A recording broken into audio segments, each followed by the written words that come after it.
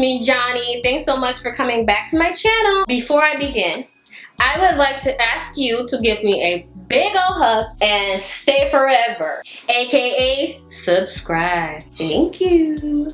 I wanted to make a video about my experience in the DR with Dr. Tania Medina and becoming a doll. She calls them Barbies. Hi Barbies! She says that all the freaking time. Every time I saw her, she was like, hi Barbie! I want to give y'all just a day by day of what happened while I was in the DR. Gotta readjust myself, okay? I'm gonna be looking down because I got my phone right here with my trusty dusty note. So I arrived in the DR on April 17th, 2018. My plane touched down at 2 p.m. I did have like a whole bunch of layovers and delays because it was a snowstorm, tornado watch in North Carolina, and like it was just really bad weather that day that I traveled, and I ended up having to come the next day. I was supposed to arrive there on the 16th, but I ended up arriving on the 17th. One of the things that I noticed about the DR is that as soon as you get there, their airport don't look nothing like the US's airports, okay? It's very small. It's just different. There's some planes where you have to get off the plane with stairs, like a private jet stairs, and you walk on the mats, like where they land. Some of them have to do that, but thank God we were at a terminal. But we went, I remember seeing that, looking at the plane like, what the hell? It was a girl sitting next to me. Unfortunately, she was coming down there in an emergency situation where her sister had surgery and was now in a coma or something. And she was coming down to give blood for her sister and possibly take her body home. But that's another story. So what I noticed when I got off the plane is that it's very small. There were short lines at customs and then very long lines at immigration, where you get your tourist visa. You have to pay $10 for a tourist visa. What I recommend is you just going and getting a tourist visa online, print it out, and take it with you, because them lines were crazy. It was like, I would say about 50 people in the line, and they got to fill out all of this paperwork, all this stuff. So yeah, just get your thing online, okay? George was my driver. He was 20 minutes late picking me up. So one thing I noticed, as I was coming out with my luggage, it was hot as hell, okay? I was flying in a freaking sweatshirt, sweatpants, okay? That door opened and it felt like coming to the stage. It was like a whole bunch of people standing around this little thing that you go down, this little ramp you go down. And then it was a big ass window on top of it, which made it look like a freaking light beating down on you. And then everybody's staring at you as you walk down this little tarmac thingy. Then another thing I noticed is that there's a bunch of people holding signs for people who are coming for surgery. George was late. He was my original driver. He was about 20 minutes late, and then when he did get there, there was no communication with this guy. I asked for his phone number in advance, but I could not get in contact with him. So I ended up asking one of my surgery sisters back in the States to text message him and to call him because I couldn't get in contact with him. And that's what she did. Thank you, Sheena. But she did that for me and I was able to get in contact with him.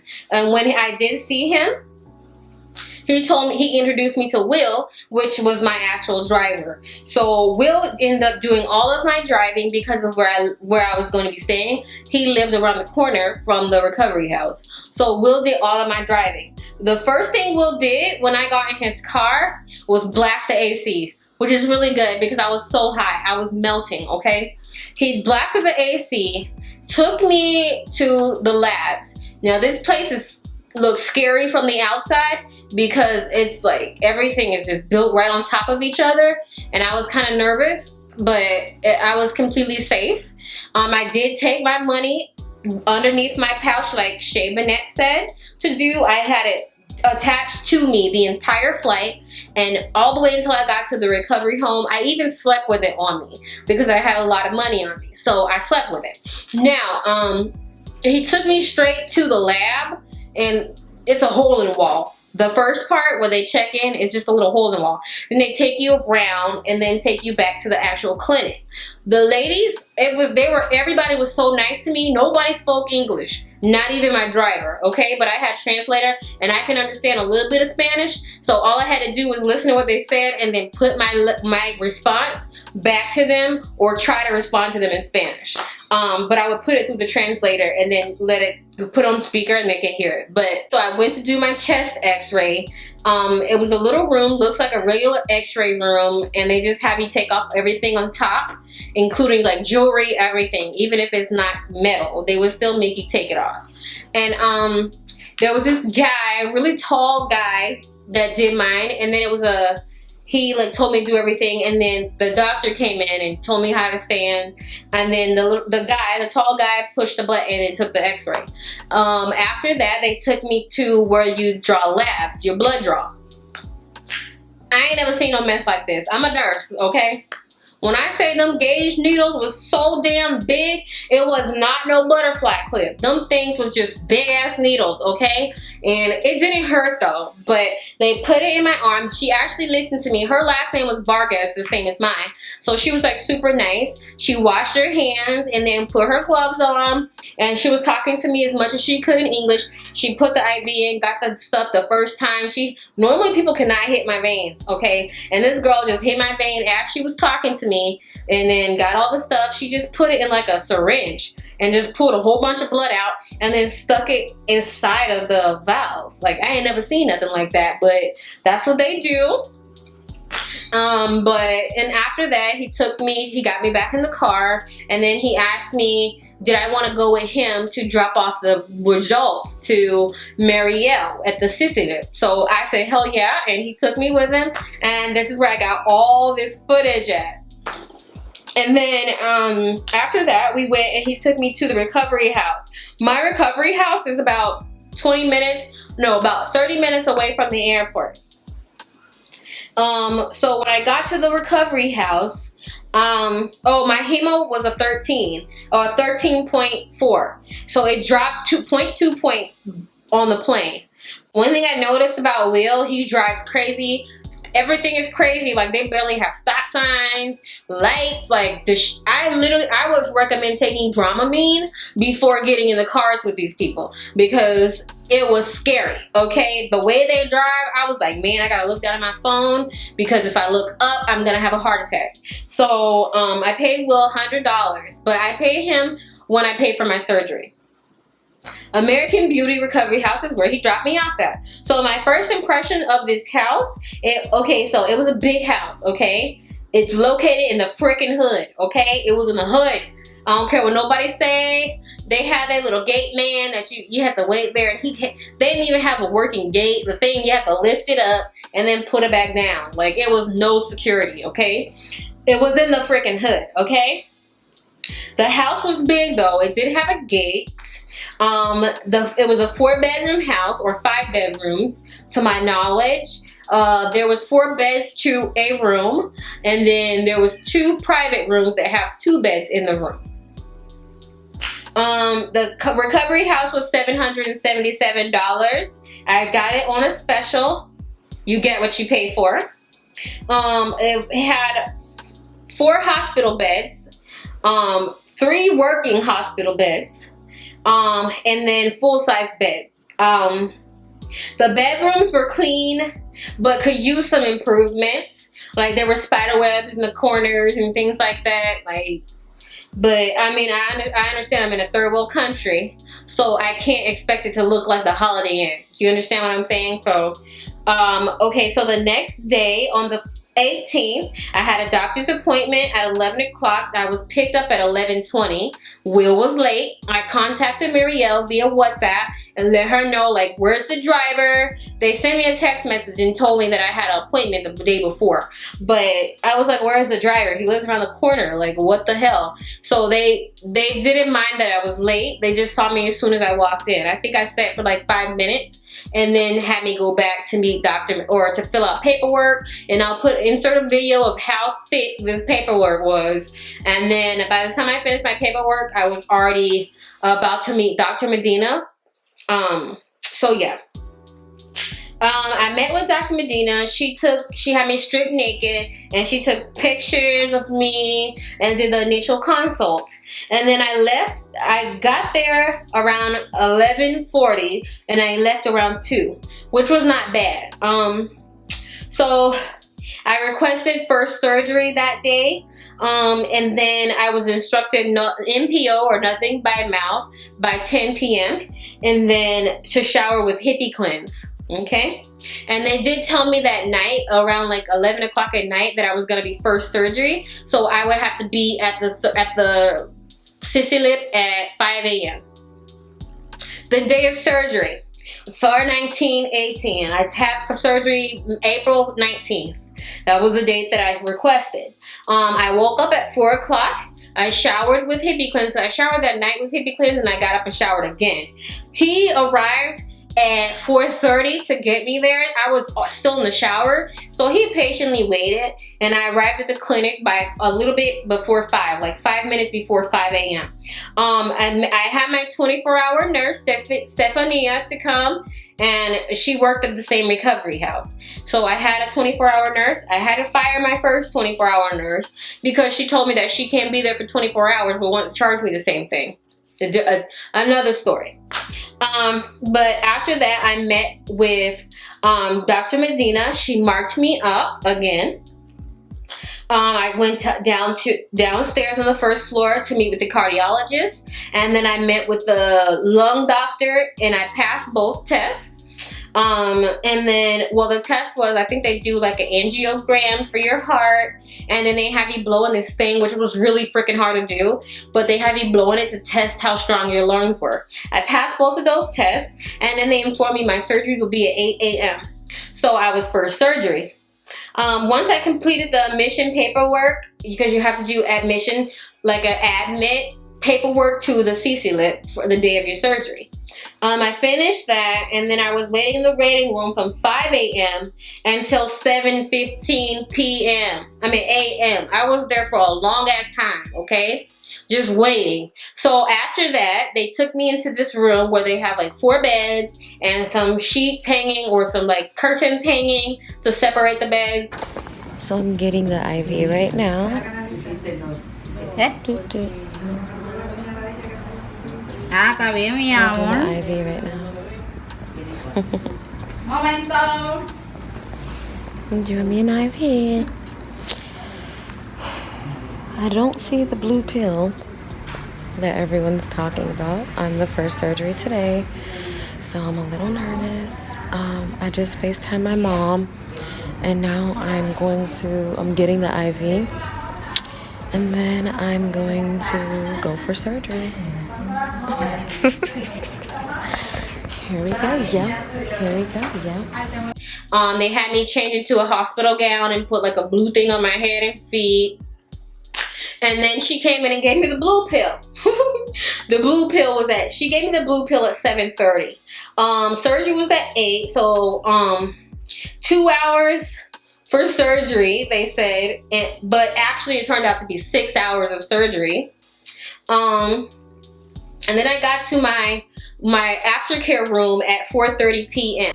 They like wake you up and stuff, like you're in this room where a lot of ladies are, and they wait until you wake up from surgery, and then they take you to your room. When I got to my room,